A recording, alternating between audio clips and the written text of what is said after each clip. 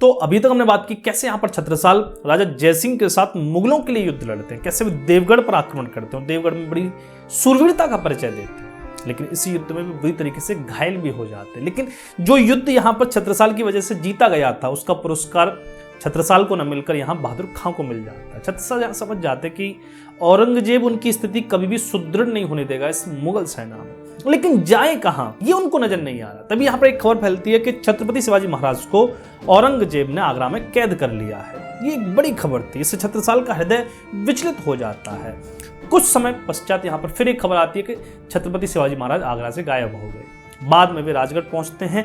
यहीं पर अब छत्रसाल का मन बदल जाता है कि अब वे मुगलों के लिए युद्ध नहीं लड़ेंगे, अब वे छत्रपति शिवाजी महाराज की सेना में एक सैनिक बनकर अपना जीवन गुजार देंगे, लेकिन इन मुगलों के लिए वे तलवार नहीं उठाएंगे। यहाँ पर छत्रसाल एक रात ऐसा प्रयोजन बनाते हैं, अपने कुछ एक संगी साथियों को लेकर, 2-4 संगी साथियों को लेकर मुगल शिविर से निकल जाते हैं। घोड़ा दौड़ाते हुए पहुंच रहे हैं राजगढ़ की ओर। यहाँ पर उनके साथ उनकी पत्नी भी जाती है, वो भी मर्दाना वेश में जाती है। छत्रसाल भी यहाँ अपना नाम बदलकर छविनाथ नाम लेकर यहाँ दक्कन की ओर जा रहे हैं शिवाजी महाराज से मिलने के लिए। भीमा नदी पड़ती है, भीमा नदी को पार करके वे शिवाजी महाराज की सीमा में पहुंचते हैं। धीरे धीरे करके राजगढ़ की ओर पहुंच रहे हैं। शिवाजी महाराज के पास एक खबर पहले से आ चुकी थी, उनके गुप्तचर विभाग बड़ा सक्रिय रहता था। यहाँ पर जैसे ही छत्रसाल राजगढ़ पहुंचते हैं, शिवाजी महाराज स्वयं स्वागत के लिए आते हैं। छत्रसाल का स्वागत किया, अपने हृदय से लगा लिया। वो क्षण बड़ा अद्भुत रहा होगा जब ऐसे क्षण में इन दो शूरवीरों का मिलन हुआ होगा। छत्रपति क्यों छत्रसाल को इतनी अहमियत दे रहे हैं? क्योंकि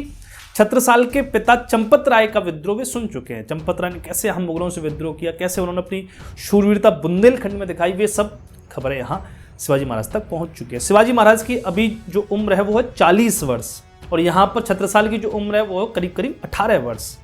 तो उम्र का एक फासला है। पुत्रवत स्नेह यहाँ शिवाजी महाराज ने छत्रसाल को दिया। अब यहाँ पर छत्रसाल मराठाओं के बीच में रह रहे हैं, मराठाओं की सारी शक्ति का वे जायजा ले रहे हैं, कैसे वे वार करते, कैसे वे गोरिल्ला पद्धति से युद्ध करते। तो सारी राजनीति, रणनीति, युद्ध नीति, शस्त्र नीति सब वे यहाँ पर सीख रहे हैं। शिवाजी महाराज से उनके सारे गुण वे सीख रहे हैं। तो यहाँ पर छत्रसाल का पूरे जीवन भर का मानो एक गर्व तैयार हो रहा था। यहाँ पर शिवाजी महाराज से बड़े प्रभावित है छत्रसाल। अंततः छत्रसाल यहाँ शिवाजी महाराज से विनती करते हैं कि वे अपनी सेना में उन्हें कोई पद दें, उनके साथ ही वे दक्कन में स्वराज्य की लड़ाई लड़ना चाहते हैं। लेकिन शिवाजी महाराज नहीं चाहते थे कि छत्रसाल जैसा जीवन यहाँ दक्कन में खप जाए। शिवाजी महाराज बड़े ही सेंसिटिव व्यक्ति थे, वे जानते थे कि किसका प्रयोग कहाँ हो सकता था। यहाँ पर शिवाजी महाराज छत्रसाल को समझाते हैं कि वे भी चाहते हैं कि यहाँ पर छत्रसाल उनके साथ रहें, लेकिन उनका प्रयोग बुंदेलखंड में सबसे अधिक है। क्यों चाहते थे? क्योंकि बुंदेलखंड में उनके पिता पहले से ही जन आधार बना चुके हैं। छत्रसाल जाएंगे, थोड़ा सा विद्रोह करेंगे, जन आधार उनको पहले से ही बना हुआ वहां प्राप्त हो जाएगा। दूसरा, यहाँ पर जदुनाथ सरकार जैसे कुछ इतिहासकार शिवाजी महाराज पर आरोप भी लगाते हैं कि शिवाजी महाराज ने छत्रसाल को इसलिए बुंदेलखंड भेज दिया क्योंकि छत्रसाल जब बुंदेलखंड में ये जब विद्रोह करेंगे तो यहाँ पर जो मुगल सेना है वो दक्कन से ध्यान हटाकर बुंदेलखंड में जाएगी, मतलब थोड़ा सा भी विश्राम पा सकेंगे। लेकिन ये बात काफी हद तक ठीक नहीं है, क्योंकि शिवाजी महाराज एक संभावना दे रहे हैं छत्रसाल को। भी छत्रसाल जाएंगे, विद्रोह करेंगे, समय बहुत लगेगा। तब तक शिवाजी महाराज की स्थिति बहुत स्ट्रांग हो चुकी है दक्कन में। तो शिवाजी महाराज इसलिए नहीं कि वे यहाँ पर मुगलों का ध्यान मोड़ना चाहते, वे चाहते थे कि मुगलों की नाक के नीचे कोई विद्रोह करे। बुंदेलखंड मुगलों की नाक के नीचे है, वहां पर जब विद्रोह होगा तो बाकी जो राजा हैं भारतवर्ष के वे भी हम मुगलों के प्रति विद्रोह कर सकेंगे, उनमें भी हिम्मत बढ़ेगी। शिवाजी महाराज चाहते थे कि यहाँ बुंदेलखंड में लौट जाएं छत्रसाल। अंततः अंतिम भेंट का अवसर आया। छत्रसाल को शिवाजी महाराज अपने राज दरबार में बुलाते हैं। यहीं पर अपनी भवानी तलवार छत्रसाल की कमर में बांधते हैं और छत्रसाल को हृदय से लगाकर यहाँ शिवाजी महाराज कहते हैं, छत्ता, हम चाहते हैं कि आप भी हमारे अंग संग रहकर इस दक्कन में स्वराज्य की लड़ाई लड़ो, लेकिन वो बुंदेलखंड के साथ अन्याय हो। दक्कन की लड़ाई कल हम न रहें तब भी कोई लड़ लेगा, क्योंकि दक्कन जाग चुका है पर वहाँ बुंदेलखंड तो सोया हुआ है, उसे जगाने की आवश्यकता है और वो केवल तुम ही जगा सकते हो। इसलिए इस स्वराज्य की चिंगारी को नर्मदा के पार ले जाओ और इसे ऐसी ज्वालामुखी बनाओ कि इसमें समूची मुगल सल्तनत आकर भस्म हो जाए। यहाँ पर छत्रसाल को छत्रपति ने अपने हृदय से लगा और विदा की ना।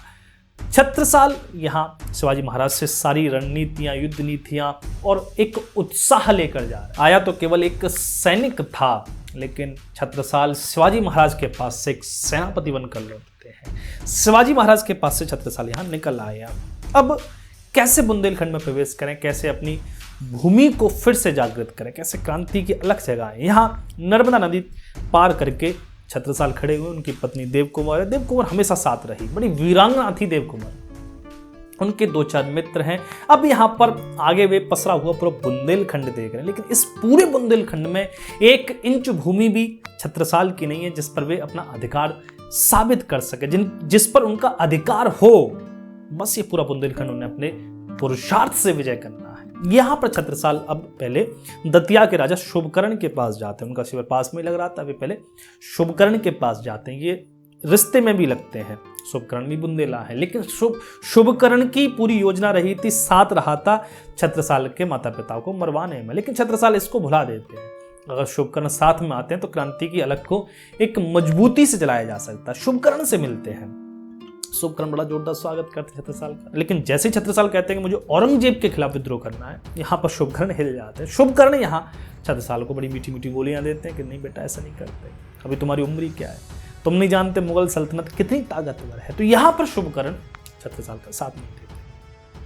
छत्रसाल यहाँ से निकल कर जाते हैं। उनके चाचा थे सुजान राय, वे भी यहाँ वीरगति को प्राप्त कर गए थे इन मुगलों से लड़ते हुए। उनके एक बेटे थे बलदीवान, बलदाऊ कहो उनको, बलदीवान उनका नाम ज़्यादा प्रसिद्ध है। ये छत्रसाल से बड़े थे इसलिए इनको दाऊजू कहते थे।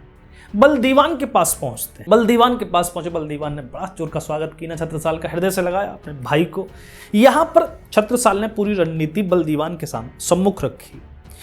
बलदीवान यहाँ पर छत्रसाल के साथ जाना तो चाहते थे, लेकिन उनके मन में भी थोड़ी शंका आ रही थी कि हमारे पास कुछ नहीं है, हम 2-4 सैनिकों को लेकर कैसे बुंदेलखंड को स्वतंत्र करा सकते हैं। तब यहाँ पर बलदीवान छत्रसाल से कहते हैं अगर हमारा भाग्य ईश्वर ने रचा है तो हम इसका दाव लगाएंगे। तो गोटियां डालते हैं, गोटियां वे डालते हैं भगवान कृष्ण की मूर्ति के आगे। अगर तुम बाजी जीते तो हम तुम्हारे साथ जाएंगे, अगर हम जीते तो फिर हम यहाँ से कहीं नहीं जाएंगे। तो यहाँ पर गोटियां डाली जाती हैं और छत्रसाल जीत जाते हैं। बलदीवान यहाँ जाने को तत्पर होते हैं छत्रसाल के साथ। बलदीवान अंत तक रहे छत्रसाल के साथ, अंत तक वे जूझते रहे, लड़ाई लड़ते रहे। बलदीवान का सबसे बड़ा सहयोग प्राप्त हुआ है यहाँ महाराज छत्रसाल को।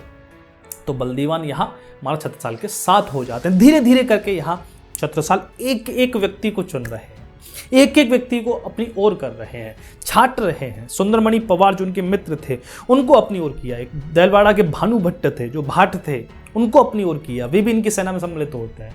भाट का प्रयोग बड़ा किया उन्होंने, क्योंकि गांव गांव जाकर जो अलग जगा सकता है वो भाट ही जगा सकता है। तो ऐसे करके यहाँ पर छत्रसाल अपनी सेना में भर्ती करते जा रहे हैं सैनिकों को। एक थे यहाँ पर कृपा सिंह चौधरी, उनकी तो बड़ी जोरदार कहानी है। छत्रसाल यहाँ एक दिन जंगल में अपना घोड़ा दौड़ाते हुए जा रहे हैं। वे क्या दृश्य देखते हैं, एक दृश्य देखते हैं कि एक व्यक्ति यहाँ पेड़ पर है और वो पेड़ से लकड़ियां तोड़ रहा था। तभी एक लकड़ी यहाँ पर जो रीछनी थी, मादा रीछ थी, उसके बच्चों पर जाकर गिर गई।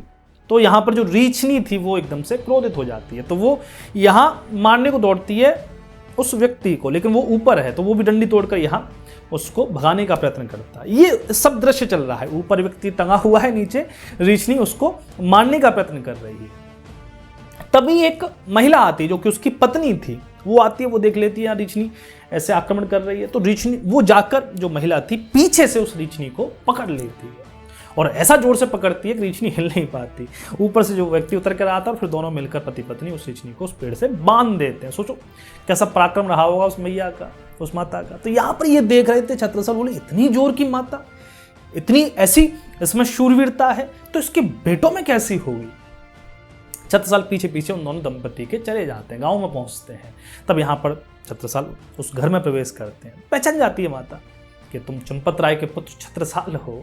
तब यहाँ पर छत्रसाल विनती करें, माता तुम इतनी शूरवीर हो तो तुम्हारा बेटा कैसा शूरवीर होगा, मुझे अपना बेटा दे दो। तब यहाँ पर वो जो माता थी अपने पुत्र को बुलाती हैं, कृपा सिंह चौधरी। तो ये कृपा सिंह बड़े ही जोर के शूरवीर थे, महाराज छत्रसाल के साथ अंतिम समय तक रहे एक युद्ध में, फिर बाद में वीरगति प्राप्त करते हैं। तो कृपा सिंह चौधरी को यहाँ पर शुरुआती जो 30 सैनिक थे उनमें साथ लेकर चलते हैं। अब यहाँ पर शुरुआती 30 सैनिकों में एक मुस्लिम भी जुड़ता है ओंडेर का एक था बाकी खां, ये पहले लुटेरा था, उससे पहले ये मुगल सेना में था, लेकिन इसकी कभी मुगलों से बनी नहीं, बाद में मुगलों के विरुद्ध हो गया, उनको ही लूटने लगा। तो बाकी खां से यहाँ मित्रता हो जाती है छत्रसाल की। तो बाकी खां भी यहाँ छत्रसाल की सेना में रहता है और बड़ा प्रेम था छत्रसाल और बाकी खां का। बाकी खां के बेटे को छत्रसाल अपना मुंह बोला पुत्र कहते थे, तो बड़ा प्रेम रहता है। ये पहला मुस्लिम था जो छत्रसाल की सेना में रहता है, पहले 30 सैनिकों में से। बाकी खां बड़ा जोर का लड़ाका था। ये अफगानों की मुगलों से हमेशा ही प्रतिरोध रहा है।